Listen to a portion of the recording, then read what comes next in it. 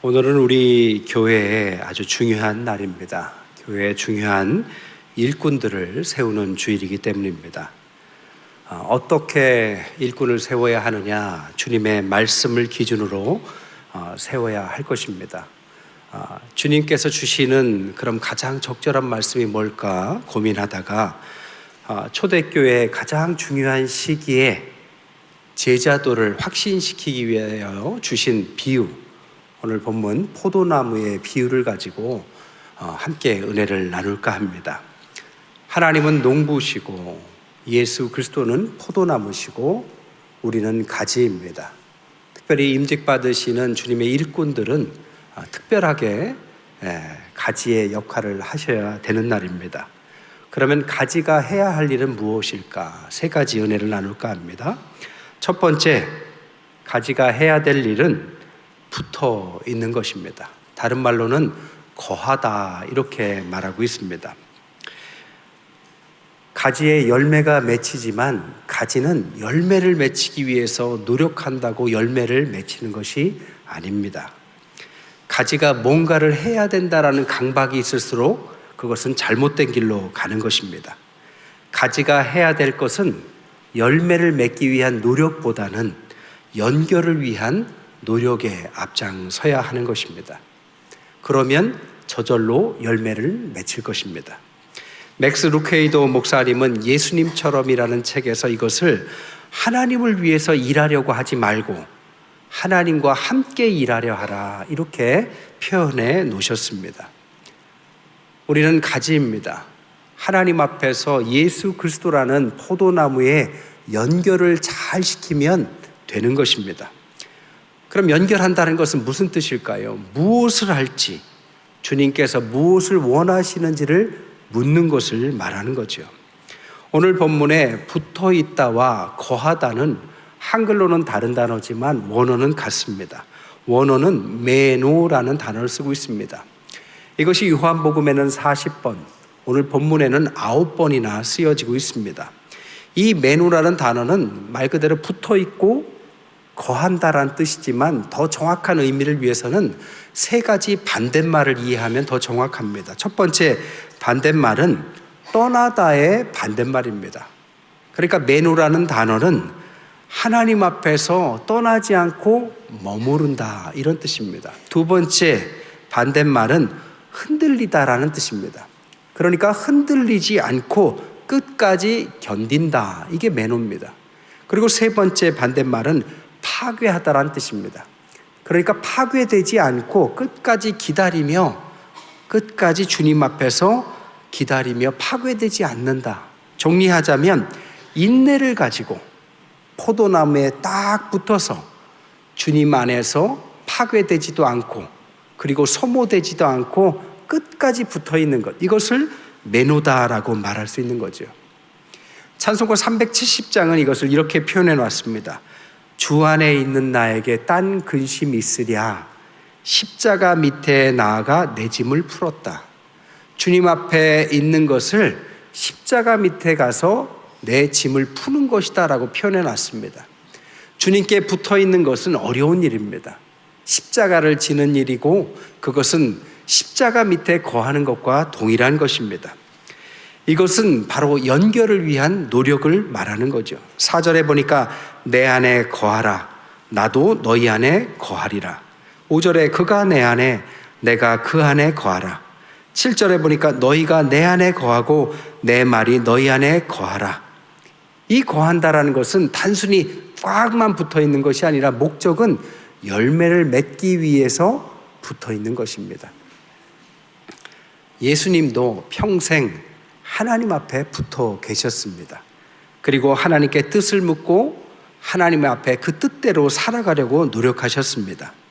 가지도 포도나무에 붙어 있어야 하고 포도나무는 농부 안에 붙어 있어야만 때를 따라서 열매를 맺게 되는 것이죠.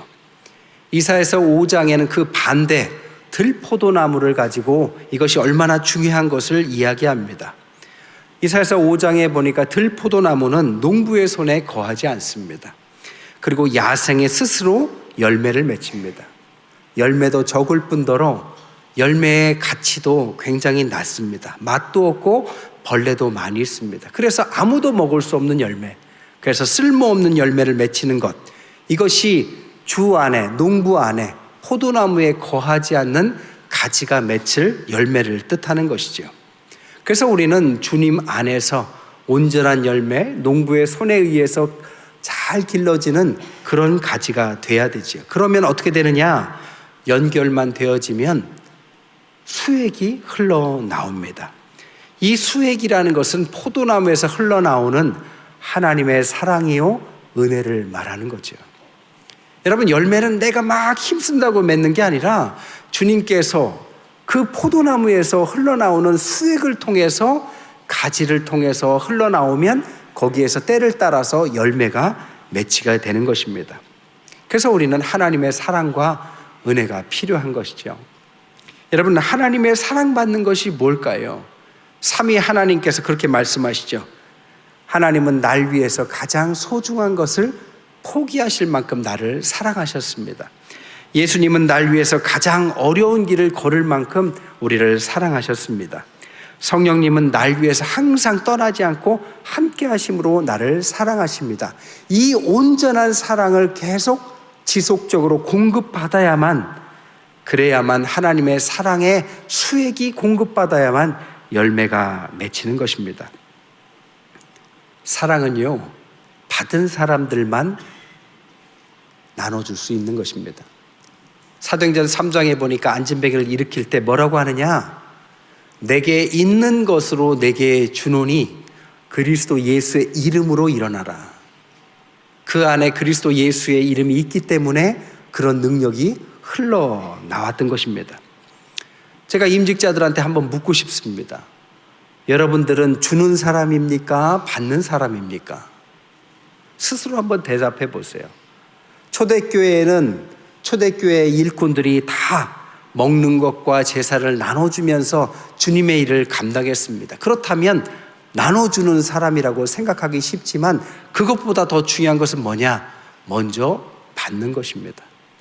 주님의 사랑을 흠뻑 받고 주님의 사랑으로 가득 차고 또 먼저 세워진 일꾼들, 교회의 선배들을 통해서 계속해서 사랑을 받아야만 줄 수 있는 능력이 나오는 것입니다. 그러면 때를 따라서 제산도 먹을 것도 나눌 수 있는 역량과 마음이 열리게 되는 것이죠. 그래서 먼저 우리는 주는 것보다 받기를 원해야 합니다. 그분께 꼭 붙어 있음으로써 주님께서 흘러주시는 하나님의 사랑으로 가득 채워지면 때를 따라 열매를 맺는 것입니다. 하지만 붙어 있지 않은 가지는 공급받는 것이 없습니다. 그러면 열매는 맺지 못하고 단절을 경험할 것이고 결국에는 아무 열매를 맺지 못해서 열매 맺지 못하는 가지는 잘라지고 제거되고 결국에는 쓸모없는 나뭇가지가 될 것입니다. 두 번째, 우리가 주 안에서 어떤 나뭇가지가 돼야 하느냐? 열매 맺는 나뭇가지가 돼야 합니다. 아까도 말씀드렸듯이 때를 따라서 자연스럽게 열매는 붙어만 있으면 가지가 붙어만 있으면 열매를 맺을 것입니다. 하지만 붙어만 있다고 해서 무한정 많은 열매를 맺는 것이 좋은 것은 아닙니다. 좋은 열매를 맺기 위해서는 아시다시피 가지를 좀 가지치기 해야 될 필요가 있습니다. 좋은 열매는 많은 열매에서 나오는 것이 아니라 선별된 가지를 통해서 열매가 맺혀지는 것이죠. 그래서 가지치기라는 과정을 통해서 더 좋은 열매가 맺어지는 것입니다. 그러면 가지치기 하는 가위나 칼이 뭘까요? 히브리서 4장 12절에는 하나님의 말씀은 살아있고 활력이 있어 좌우의 날선 어떤 검처럼 예리하다. 그러니까 가지치기 하는 칼은 하나님의 말씀이 되어야 합니다. 그래서 자신의 삶 가운데 가지쳐야 될 가지들을 막 쳐내고 아주 중요한 가지들을 남겨놔야만 거기에서 극상품의 열매가 맺히는 것입니다. 아침에 눈 뜨면 핸드폰 탁 켜서 카톡 확인하고 유튜브 보면서 하루를 시작하고 하루의 대부분의 시간을 TV나 보면서 시간을 보낸다면 그것은 죄라고 말할 수는 없지만 좋은 열매를 맺기에는 좋은 습관은 아닙니다. 아침에 일어나면 눈 뜨자마자 무릎을 꿇고 하나님의 말씀을 읽고 기도하면서 하나님께서 주신 하루를 준비하는 자세, 이것이 좋은 열매를 맺기 위한 좋은 가지가 되는 것이죠. 그렇게 우리의 구습을 쳐내고 적절한 나쁜 가지를 쳐내면서 알맞은 가지를 치는 것입니다. 그리고 나서 열매가 때를 따라 맺게 되는 거죠. 3가지 열매를 맺어야 합니다. 첫 번째 열매는 뭐냐?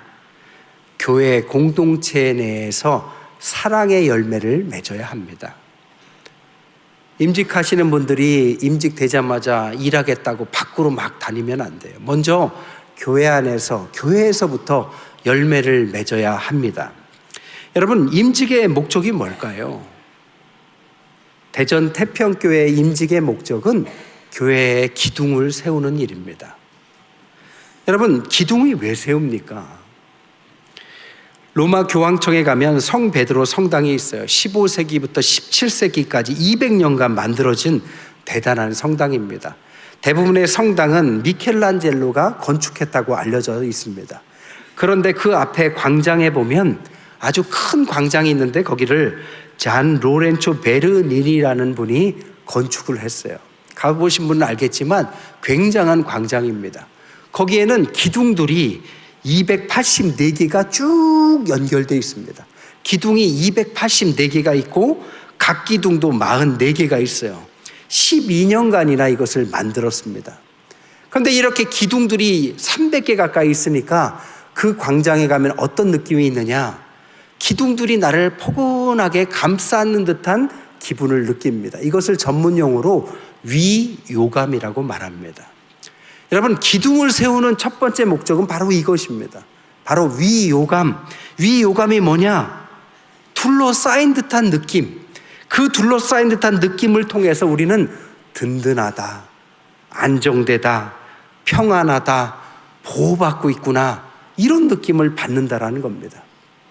이게 기둥을 세우는 첫 번째 목적입니다. 저희 교회 임직의 역사를 한번 뒤져봤어요.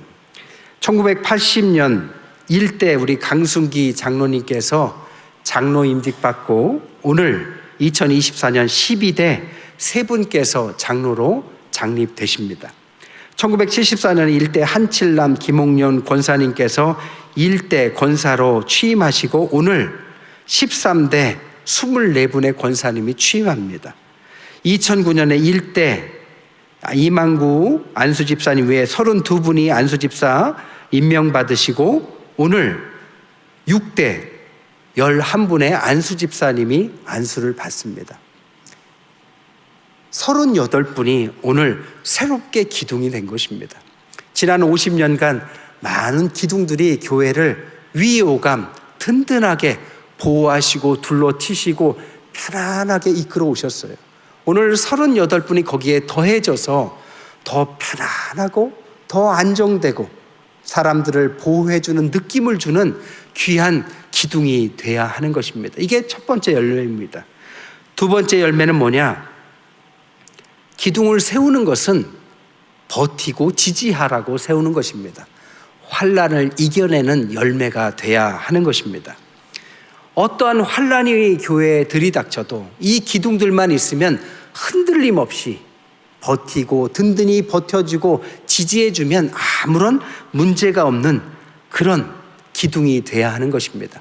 그래서 희생이 필요한 것이죠. 세 번째, 기둥은 뭐냐? 어른이 되는 것입니다. 교회의 어른들을 세우는 것입니다.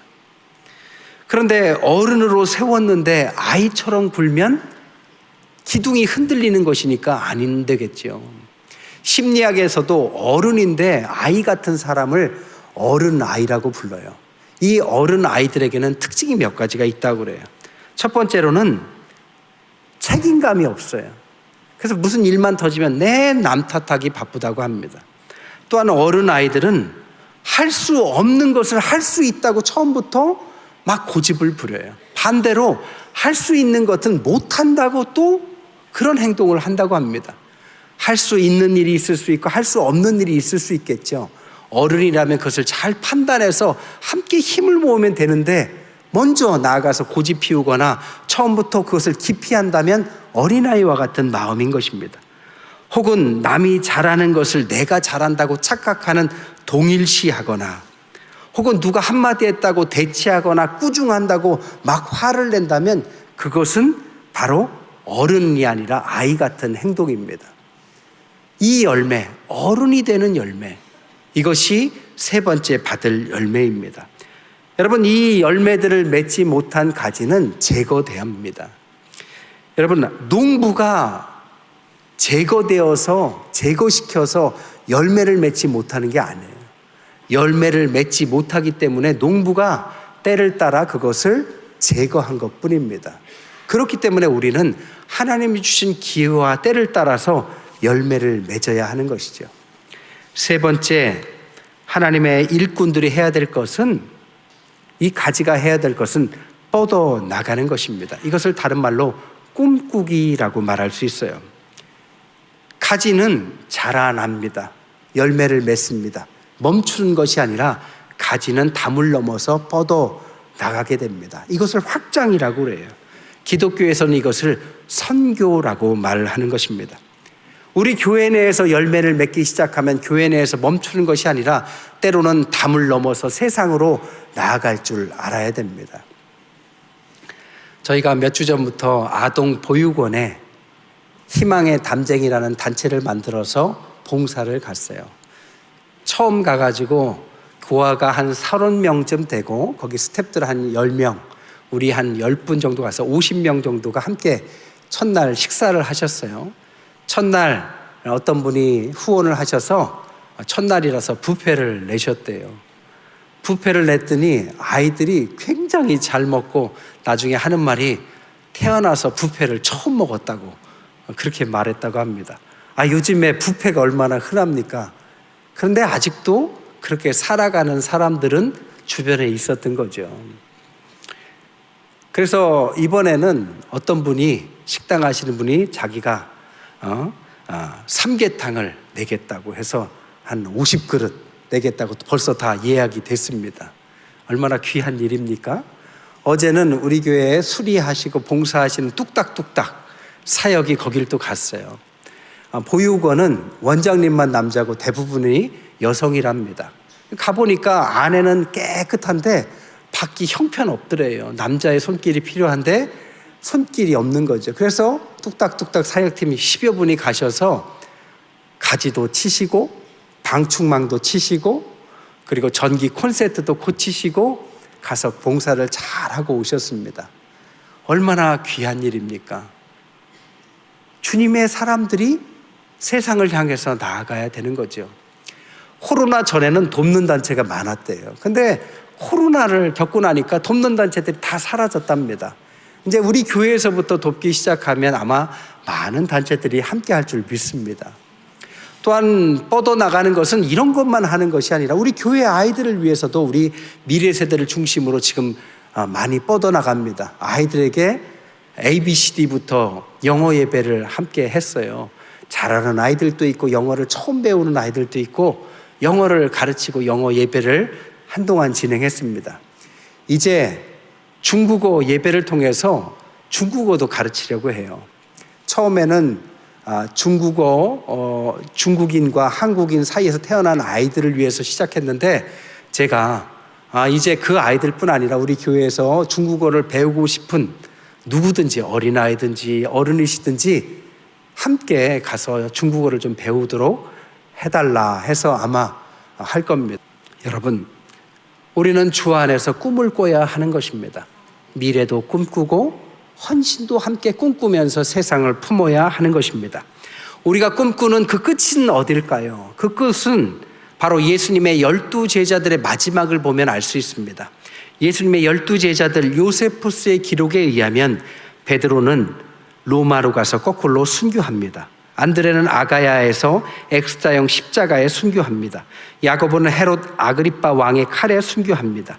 요한은 반모섬에서 자연사합니다. 빌립은 부르기아에서 기둥에 매달려 찢겨 순교합니다.